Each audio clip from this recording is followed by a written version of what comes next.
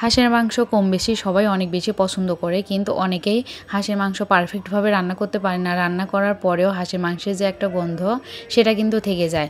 আমার এই ভিডিওর মাধ্যমে আপনাদেরকে সেটাই দেখাবো যে কিভাবে হাঁসের মাংস রান্না করলে গন্ধ তো থাকবেই না, আর বাসার সবাই চেটেপুটে খাবে, ইনশাআল্লাহ সবাই অনেক বেশি প্রশংসা করবে। তো হ্যালো এভরিওয়ান, আসসালামু আলাইকুম, welcome to my another blog. সবাই কেমন আছেন? আশা করি সবাই অনেক বেশি ভালো আছেন। আমার এই ভিডিওটা সম্পূর্ণটা দেখবেন, আশা করি অনেক ভালো লাগবে। আর এভাবে রান্না করে খাওয়ালে কিন্তু বাসার সবাই অনেক বেশি প্রশংসা করবে।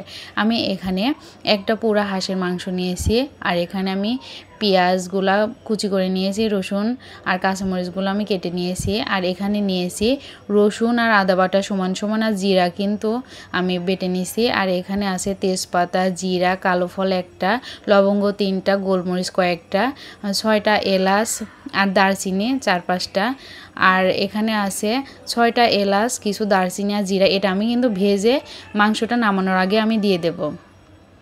তো আমি এখন মাংসটা মাখাবো। এখানে আমি জিরা বাটা, আদা বাটা, রসুন বাটা আমি দিয়ে নেব। আর এই যে মশলাগুলো, এগুলো কিন্তু আমি পেঁয়াজের উপর, তেলের উপর দেবো। আর এখানে আমি কাঁচামরিচগুলো দিয়ে নিলাম, আর 4 চামচ আমি মরিচের গুঁড়া দিয়ে নিলাম।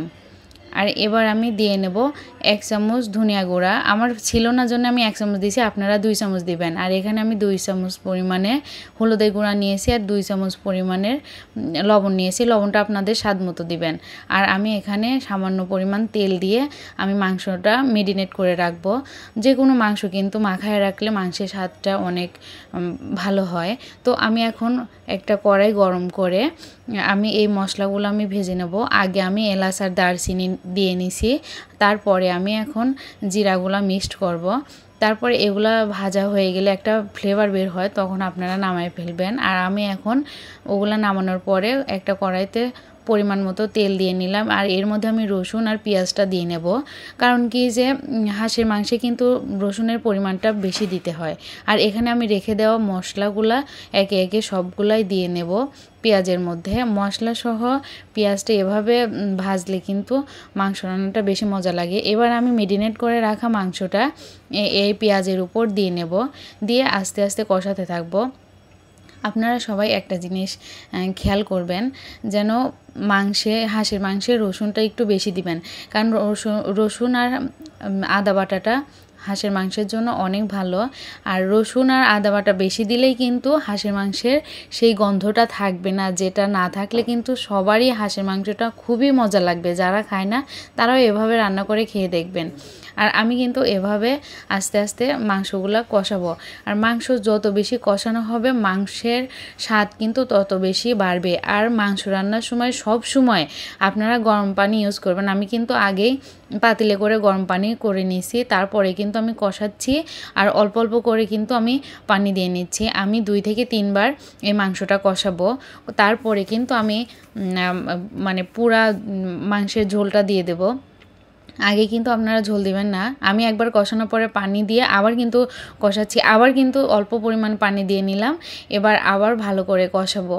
আর হাঁসের মাংস অনেকেই খায় না, কিন্তু এইভাবে রান্না করলে সবাই খেয়ে অনেক বেশি প্রশংসা করবে ইনশাল্লাহ। আপনারা বাসায় এভাবে অবশ্যই রান্না করবেন।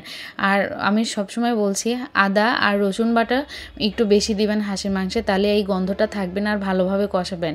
আমি কিন্তু তেলের উপরও কুচি করা পেঁয়াজ আর আমি রসুন দিয়ে নিয়েছি। হাঁসের মাংসে অনেক বেশি রসুন লাগে, তাহলে ওই গন্ধটা আর থাকে না। তো দেখেন আমার রান্না কিন্তু মানে ঝোলের কালারটা দেখেই বুঝতে পারছেন যে আসলে তরকারি রান্নাটা কতটা মজা হবে। তো আমি এখন একেবারে তরকারির ঝোলটা আমি দিয়ে দেবো। আর পরিমাণে পানিটা একটু কম দিবেন, কারণ ঝোল বেশি হলে কিন্তু মানে মাংসের টেস্টটা নষ্ট হয়ে যায়। তো আমার এখন মাংসটা চুলার উপর হচ্ছে, আর আমি এভাবেই রান্না করি। আর এই যে ভেজে রাখা মশলাগুলা আমি নামানোর আগ দিয়ে নেব। এই মশলাটা দিলে কিন্তু মাংস রান্নাটা অনেক মজা হবে। আর আপনারা সবসময় এই মশলাটা দেওয়ার চেষ্টা করবেন হাঁসের মাংসে, গরুর মাংসে দিলে কিন্তু অনেক বেশি ভালো লাগবে। তো আমার রান্নাটা প্রায় শেষের দিকে, আমি কিন্তু ঝোলটা আরও কমাবো, কারণ হাঁসের মাংসে মাখানো ঝোলটা কিন্তু বেশি টেস্ট লাগে। তো আমার রান্না কিন্তু শেষের দিকে। আমার হাজব্যান্ড বলে আমার হাঁস রান্না নাকি 100-তে 100 হয়। তো আপনারা এভাবে রান্না করে দেখবেন যে আসলে আমার হাজব্যান্ড কতটা সত্য কথা বলছে। তো আমার রান্না কিন্তু মোটামুটি শেষ। ভালো লাগলে লাগলে অবশ্যই একটা লাইক, একটা কমেন্ট, একটা শেয়ার দিবেন। আজকের মতো এ পর্যন্তই। আল্লাহ হাফেজ।